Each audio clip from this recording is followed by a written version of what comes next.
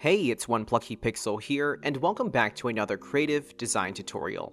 In today's video, we will cover some of the basics on text management within Adobe InDesign.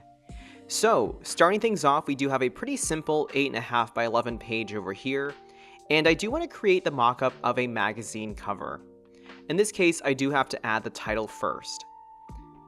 All I have to do is select the type tool over here, and upon clicking it, I do have to define my bounding box. This is the area that the type will sit within. So as you can see, as I click and drag, I can define that bounding box. From here, while my cursor is active, simply type in your text. In this case, I'll call this fall fashion. And if I utilize Command A or Control A, I can then select all of my text. Now up here we do have most of our text parameters. For example, we have the font name, font weight, font size, the leading or line spacing. We do have various types of casing and text formatting here as well. We have kerning, tracking. We can shift the baseline of an individual character or letter form. We can also horizontally or vertically distort text. We can skew it. We can give it a fill, and also a stroke. Of course, we do have other alignment tools over here as well, like left align, center, right align, justify, and others as well. In this case, what I want to do is change this text. So once more, selecting all of it, I can increase my type size using the up arrow, or decrease it. I can also add in my own value. Let's do 100 points. Now in this case, we can see that the text is actually too large for our bounding box. To correct this is fairly simple. Just utilize the regular selection tool, right-click the bounding box, select Fitting, and then select Fit Frame to Content. Of course, if you do not want hyphenation, you can also change this. So while the bounding box is active, simply go to Window, type in Tables, and then select Paragraph. From here, we can then disable hyphenate. In this case, the word is actually too long for my bounding box. So all I have to do is change the size of the bounding box. I can just click and drag an edge like this. Conversely, if I hold Alt, I can actually expand the bounding box evenly from each side. I'm also going to change my typeface. I'll go back to my type tool, and from here I will select Futura. I can type it in like so, and let's do Futura Medium, just like that. Now, as it stands, there are several ways we can modify the text. For example, just going to click, Command A to select it all.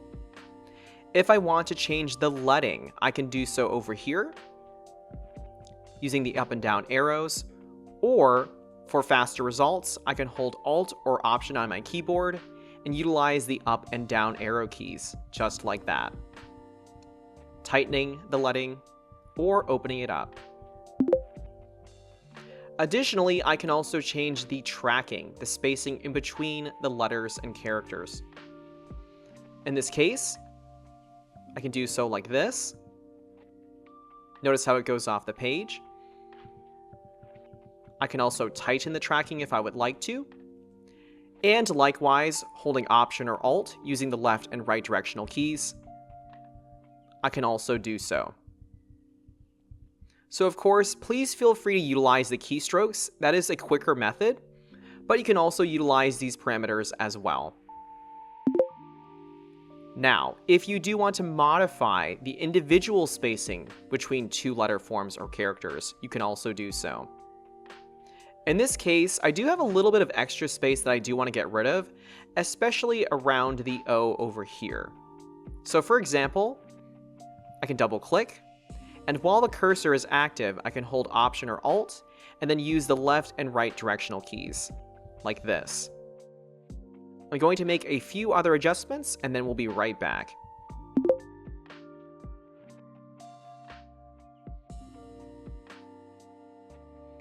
Alright, this is looking good so far. Now, as a quick note, let's say I want to resize my text.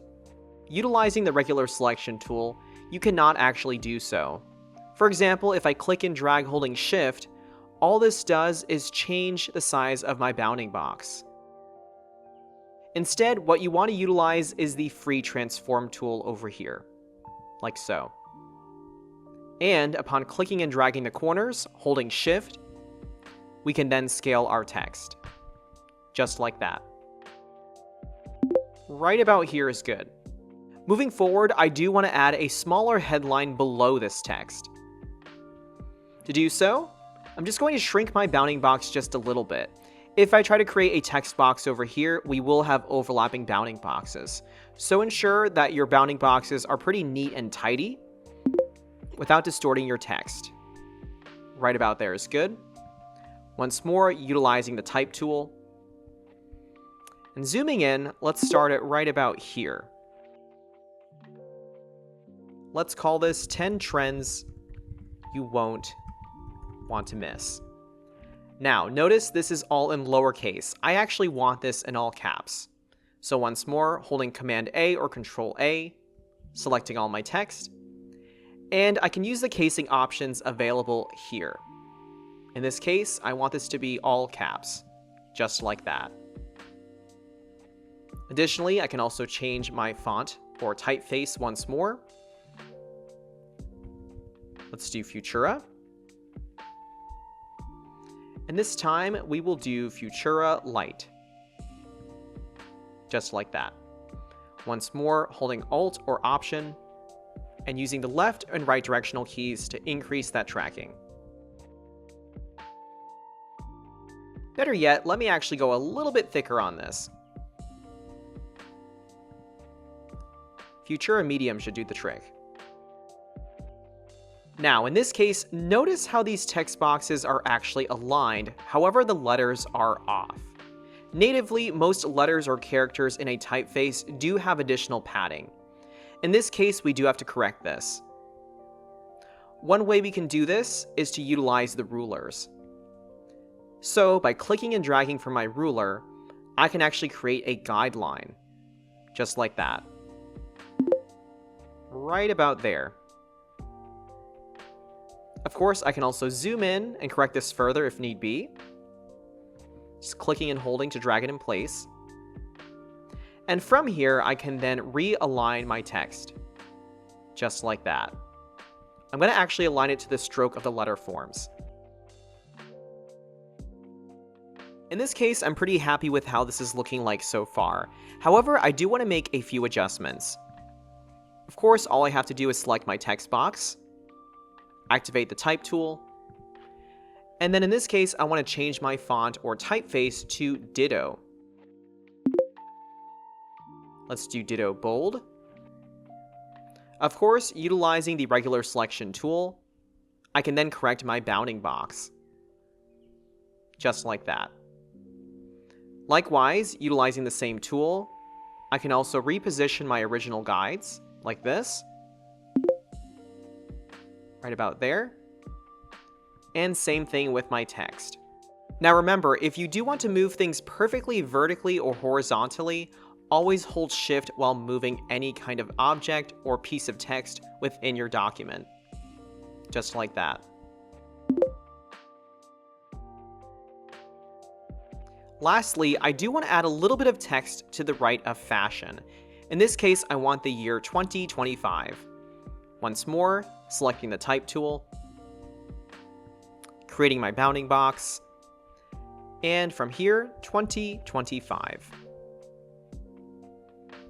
Let's make some further adjustments. I'll select all my text, increase the font or typeface size, and this time let's do Futura Light. Just like that. I can also open up my tracking using Alt or Option, left and right directionals. And from here, I actually want this to be vertical text. In this case, I utilize the free transform tool, not the regular selection tool. I'm going to click and drag as I hover near the corners. Once more holding Shift, I can create that perfect angle like this. Preferably, I would like the text oriented in this way. I can then move it into position. And once more, for better alignment, I can create my own guides. Once more, ensure that your rulers are active, and then simply click and drag as you see that blue line appear. Right about there. And one more down here as well. From here, I'm just going to use the regular selection tool. And to more easily lock this in place, what you can also do is create outlines from text. In this case, I no longer need the text to be an active text box. To do so while it is active, simply select Type, and then select Create Outlines. And from here, these are now individual vectored shapes. From here, I then go back to the Free Transform tool. I'm going to click, drag, and hold Shift. And just like that, scaling it down and matching the cap height of the N, just like that. And here is the end result zoomed out. Now, if I would like to change the color of any of the text, it is very easy to do so. In this case, for example, let's select Fall. Let's double click and select the word Fall only. From here, we then go to our Fill panel. And we do have some different default swatches over here as well. For example, I can select this red swatch. But if I wanted something custom, I can also do that as well. Once more, returning to Fill. I can then select the drop down here and select New Color Swatch. Now, this is fall, of course, so let's go for more of an orange. Right about here is good. I can add this swatch to my library. And upon selecting Done, we do have our text recolored. If we return to our Fill panel, we also have it down here as well. Alternatively, I can add a stroke around a letter form. Let's select the word Fashion. And in this case, let's remove the fill. We're going to go to our stroke. We then open our stroke menu. And let's just use black as the outline. And just like that, we do have our stroked letter forms here. Now, navigating back to the stroke panel over here, we cannot modify the width or appearance of the stroke. To do so, go to the right panel over here and select Stroke. From here, we can then increase the weight of the stroke like this, decrease it, and we can also change the appearance of the corners, which in this case are known as joins. To see this more clearly, for example with the round join, let me just increase the weight. We can see those joins modify with these different options. Personally, I actually did not want the stroke on these letter forms, but I wanted to do so for demonstration purposes. So let me just undo this. And there we are, back to the start. Overall, this is just a very basic guide on managing text within Adobe InDesign, but of course, we will be going into more detail on other features in the near future. Of course, if you have any questions, please feel free to reach out in the comments section below, and I hope to see you in the next video. As always, thank you so much for watching.